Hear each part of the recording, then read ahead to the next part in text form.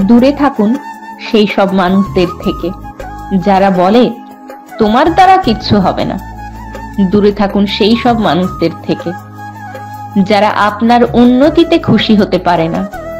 দূরে থাকুন সেই সব মানুষদের থেকে যারা আপনাকে ছোটখাটো ব্যাপারে বারবার অপমান করে, আপনাকে সবসময় ছোট করার চেষ্টা করে।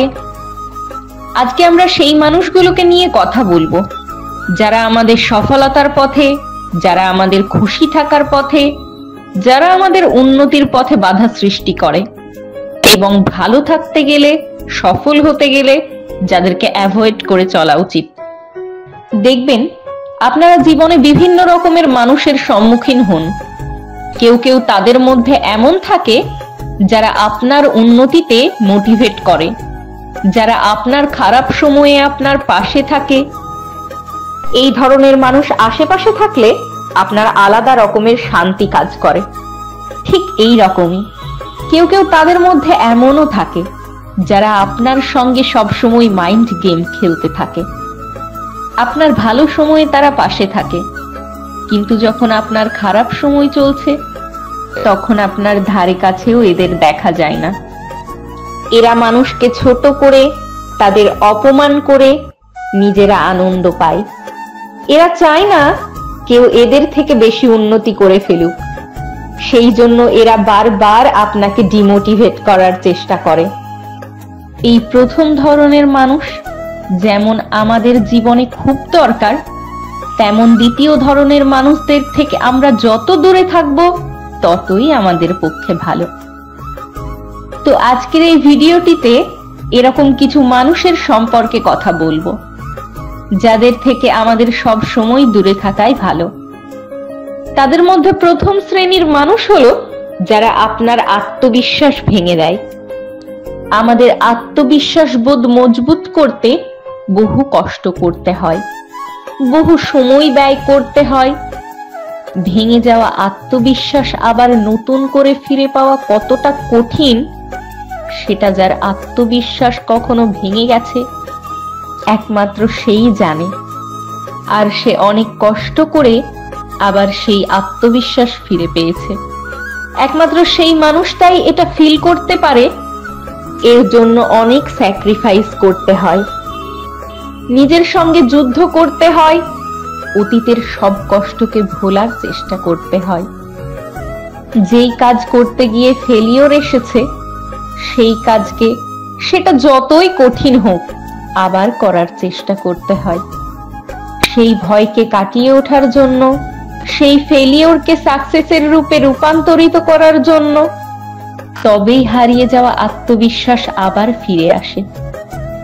আর কিছু মানুষ আছে যারা আপনাকে হিংসে করে, নিজের স্বার্থের খাতিরে বারবার আত্মবিশ্বাস ভেঙে দেওয়ার চেষ্টা করে। এই মানুষগুলো আমাদের অবশ্যই জীবনে অ্যাভয়েড করে চলা উচিত, না হলে আমরা এত কষ্ট করে নিজের আত্মবিশ্বাসকে মজবুত করব আর ওই মানুষগুলো এসে সব সময় বলবে তুই জীবনে কখনোই উন্নতি করতে পারবি না। এই সব কথা বলে আমাদের আত্মবিশ্বাস ভেঙে দেওয়ার চেষ্টা করবে। দ্বিতীয় শ্রেণীর যেই সব মানুষদের আমাদের অ্যাভয়েড করে চলা উচিত তারা হলো ম্যানিপুলেটিভ টাইপের মানুষ, যারা নিজের স্বার্থ সিদ্ধির জন্য অন্যজনকে ম্যানিপুলেট করতে থাকে। যতক্ষণ না তার কাজে সেই মানুষটা লাগছে ততক্ষণ তার সামনে মিষ্টি মিষ্টি কথা বলে আর তার দ্বারা কাজ করিয়ে নেবার চেষ্টা করে। আর কাজ হয়ে গেলে তাকে আর চিনতেই পারে না। এই রকম মানুষেরা নিজের দরকারের সময় আপনাকে দিয়ে ঠিক কাজ করিয়ে নেবে, কিন্তু আপনার যদি কখনো দরকার পড়ে তাহলে আপনি এই রকম মানুষদেরকে কখনোই নিজের পাশে পাবেন না। এরকম মানুষেরা খুব সেলফিশ ধরনের হয়। হয়তো প্রথম প্রথম এদেরকে আমরা চিনতে পারি না, কিন্তু এদের কাজ উদ্ধার হয়ে গেলেই আমরা এদের আসল রূপ দেখতে পাই। তাই আমাদের উচিত যদি এই রকম কোনো মানুষ আমাদের আশেপাশে থাকে আর সেটা আমরা বুঝতে পারি তাহলে তাদের অ্যাভয়েড করে চলা।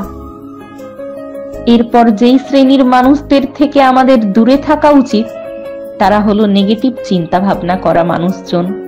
সারাদিন নেগেটিভ চিন্তা ভাবনা করে যারা, প্রত্যেকটা বিষয়কে নেগেটিভ ভাবে। এদের চিন্তা ভাবনা এতটাই নেগেটিভ হয় যে এরা প্রতিটা ঘটনার মধ্যে শুধু সমস্যাই দেখতে পায়, কখনো এরা সমাধান দেখতে পায় না। আপনার কোনো কিছু অ্যাচিভ করার পথে বাধার সৃষ্টি হয়। আপনি ধরুন আপনার সাকসেসের দিকে এগোচ্ছেন, কিন্তু এরা আপনাকে এমন কিছু কথা বলবে যে আপনার কনফিডেন্স লেভেল একদম কমে যাবে।